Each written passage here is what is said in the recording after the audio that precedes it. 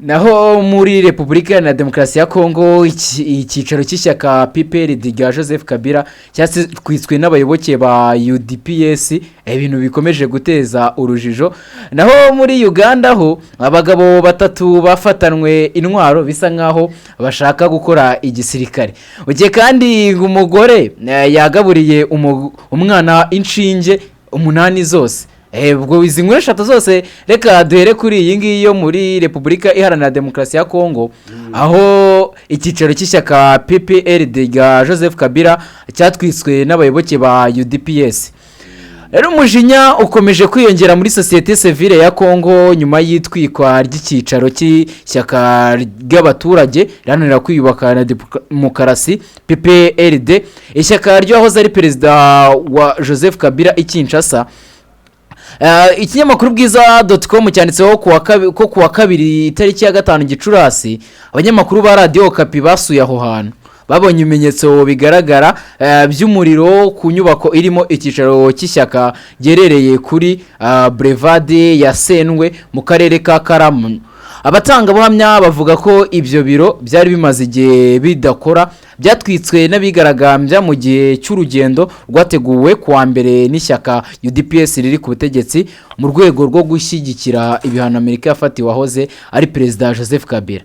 Ibi byakuriye impaka nyinshi ku muhuzabikorwa wa societe civile nshya ya Kongo Jean Claude Katende. Ibikorwa nk'ibi bibangamiye demokarasi muri Repubulika Iharanira Demokarasi ya Kongo.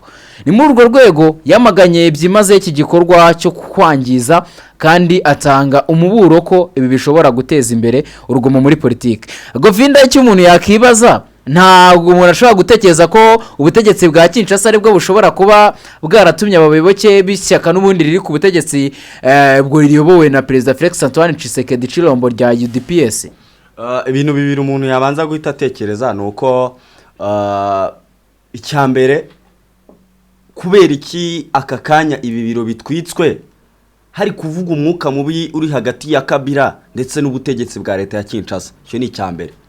Ariko se kubera iki nanone ibiro bitwitswe mu bihe navuga bitoroshye noneho bya Kabila nyirizina hagati ye n'ubuyobozi mpuzamahanga burimo, urazi ko mu minsi ishize aribwo yari gushakishwa ndetse na leta zunze ubumwe za Amerika ivuga ko ngo bari kuvugana na leta ya Kongo kugira ngo babe bashyiraho impapuro zo kumuta muri yombi. Kubera iki ibi ngibi byaba bije mu gihe kimwe? Ni coincidence?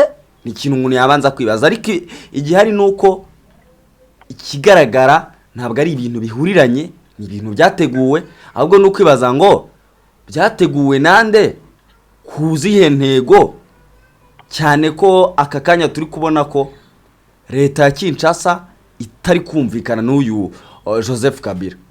Yego bigibi rero bikomeje guteza urujijo hirya no hino, uburyo nyine ishyaka riri ku butegetsi abayoboke baryo bagiye gutwika ishyaka n'ubundi ryo batavuga rumwe wabaye perezida w'iki gihugu nyuma y'ibihano, nyuma yaba ibyo yafatiwe na leta ya Kinshasa, harimo kuba yaraburya yakatiwe igihano cy'urupfu. Wumvishe ko leta ya Kinshasa nasabye leta zunze ubumwe za Amerika gushyiraho impapuro zo kumuta muri yombi. Ariko nanone umuntu akibaza kumuta muri yombi n'undi kwibicarimo leta zunze ubumwe za Amerika batajya kumukurayo ko yibereye Goma. N'ubundi dushobora kubona abayoboke be bakorerwa urugomo ndetse n'ibindi, kuko nk'abantu mo barareba kuri screen zabo uburyo ishyaka aho rikorera hahiye hakongotse. Ibintu ntago bigaragara neza, iki gihugu nikijya kiburagashye cyane. Ikigaragara nuko byanze bikunze ku mugano wawo ndi ngo wabaye me ntajya buri koti. Hangaha nabo bariyeranja tukabona ibintu by'imiriro uko byagenda kose. Nta hangana ryaba ririmo ku mpande aba ku basivile ndetse no butegetsi n'ubundi.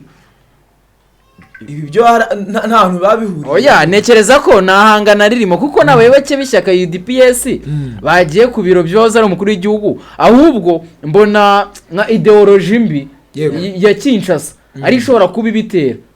Nanone ikindi kintu umuntu yatekereza nuko nje nanone ndahita nongera ngarukire Ive. None se niba muri Kongo hari amashyaka arenga 10, bakaba bahisemo iri ngiri akaba ari ryo bajya gutwikira biro. Niba utemera iryo shyaka ubwo nta nubwo wemera abaturage b'abanyamuryango baryo.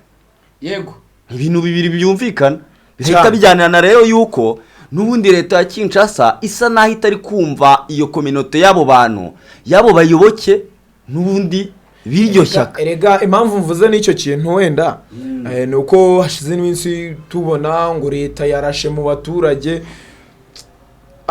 nabo ubwabo njyewe nkeka ko batabura kubona frustration nyine ngo bakore ibi bikorwa n'ubundi. Nekereza ko witego ko turi buze kubona n'ibindi birenze. Nekereza ko iby'intambara wenda ntaho twapfa kubihuriza na hariya ariko nanone mu rundi ruhande bafite impungenge ubwo ndavuga muri UDPS ko Joseph Kabila yazongera kuba perezida ko n'ubundi hari abavuga ko M23 iramutse ikuyeho ubutegetsi ari we waba perezida. Ibyo niba biri kugenda bivuga ubwo nuko muri Kongo nibajya babura udushya ariko no hari ikindi gihugu nacyo hatajya habura mu dushya muri Uganda Uganda ndetse n'abanyanigeria babiri bafata nk'ibikoresho bya gisirikare n'ibikoresho ubona byinshi bigaragara ko bashobora kuba bashakaga kuba bakora igisirikare gofi ubu niba bari gupanga gushinga umutwe w'iterabwoba. Ibintu umuntu yabitekereza baracyawushinze ko abantu nibareba kuri screen zabo ibyo bikoresho babona harimo magazine nyinshi, harimo imbunda, harimo ibyombo kuko birabyombo nese simbona ari ibyombo hafi bigira hafi nko mu 10. Ntago ari by'abantu batatu. Bira bintu ntago ari by'abantu batatu. Mwabikoresha ibyo byose bateguraga kubikoresha ari benshi. Aya namakuru rero yemejwe n'umuyobozi ariko akaba n'umuvugizi wa Ministeri y'Umutekano w'imbere mu gihugu cya Uganda Simone Peter Mundei, aho yemeje ko iki gikorwa nyine cyafatiwemo aba bantu batatu cyakozwe kuri order y'ubutasi bwa Uganda ndetse kuri recommandation ya polisi mpuzamahanga Interpol ndetse n'amakuru ngo yatanzwe n'abaturage ngo barebaga aba bantu ngo bakabona bafite imyitwarire ngo idasanzwe. Iyo myitwarire bahora bavuga ituma bavumbura abantu. Iyi myitwarire idasanzwe ngo yatumye abaturage batanga amakuru ku butasi bw'igihugu bavuga bati twareba mwabanza mukareba bano bantu turi kubona ari uburyo bari kwitwara mu buryo butandukanye barahindutse. muri Uganda akomeje kuba mudushya uko ejo nirwo twavugaga ngo bafashwe bari barimo batwaye amabuye ngo byagenze bite kuko nk'iyo nkuru twabageje aho ni muri Kenya nibo bibye lisansi y'indege aho nibo bibye muri lisansi nyine ubona ko hano muri Afurika y'Iburasirazuba ibintu bikomeje kugwana ariko ngo mu gihugu cya Uganda n'ubundi hari inkuru nyinshi ngo ariyo n'umubyeyi hari umubyeyi turaje tugarukaho mu kanya ngo uwategetse ubana ngo umwana we ngo ukwitera inshinge arangije hari n'iyindi nkuru ngo y'umugabo ngo wabeshya abaturage uko bazabazanira ngo amabuye ngo mwisanzure.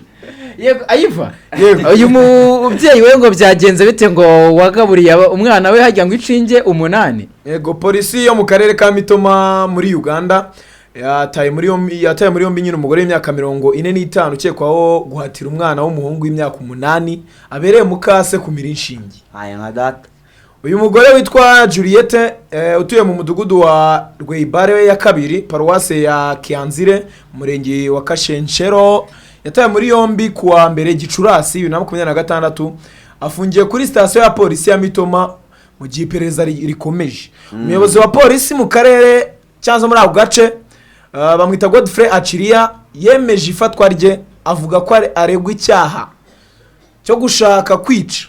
Yagize ati twafashe ukekaho icyaha kugira ngo adufashe mu iperereza kubivugwa ko yahatiye umwana kumira inshinge.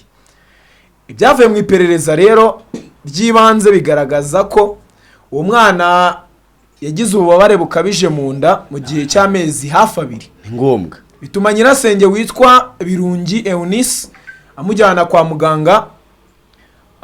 Kwa muganga yabakugijeho nyine ikibazo nk'icyo cyo mu nda bakoresha ama X-ray ndetse na CT scan. Byagaragaje ko mu nda harimo ibyuma. Muherejwe mu bitaro bikuru bya Mbarara aho ari kuvurirwa mu ishami ry'abana. Abaganga batangaje ko kugeza ubu bamaze kumukuramo inshinge 46 abazwe. Yala uri kumva icyo kintu ukuntu giremereye. nyamara biragoranye. Nyuma y'uko ababyeyi b'uwo mwana batandukanye yakomeje kurerwa na se, ubwo se urumva yahise yizanira umugore mushya nyine ko yamaze gutandukana na nyina w'umwana. Amakuru ava hafi y'iperereza avuga ko uwo mugore yazingaga inshinge mu mpapuro akazimuhatira kumira, rimwe na rimwe akamuha igikoma kugira ngo byorohe kumira. Umuyobozi wungirije w'akarere ka Mitoma ushinzwe guhagarara leta Deputy RDC Omari Muhanguzi yamaganye icyo gikorwa cy'ihohoterwa rikorerwa umwana, anasaba abaturage kujya batanga amakuru ku gihe. Govinda, urebye iyi nkuru ni y'ubugome bukabije. Ubugome bukabije, inshinge 46 mu nda y'umuntu, se ubundi ndibaza uyu mwana wari ubuzima ari buze kugira.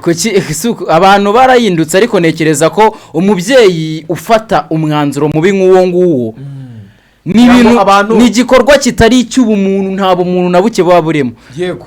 Nawundi iva hano muri Uganda ho n'ubundi nibajya biburira. Yego. Hano ngo yabeshye abaturage ko azabazanira amabuye mu isanzure.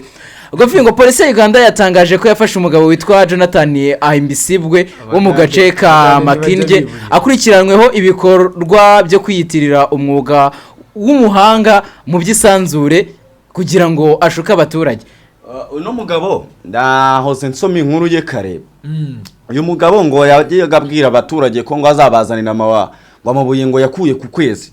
Eka noneho ngo yari afite kontara yajyaga abaha ngo akabasinyisha kugira ngo bamuhe amafaranga, ariko bizeye yuko nibiramuka atabitanakunze ko yabazanira amafaranga yazayabasubiza.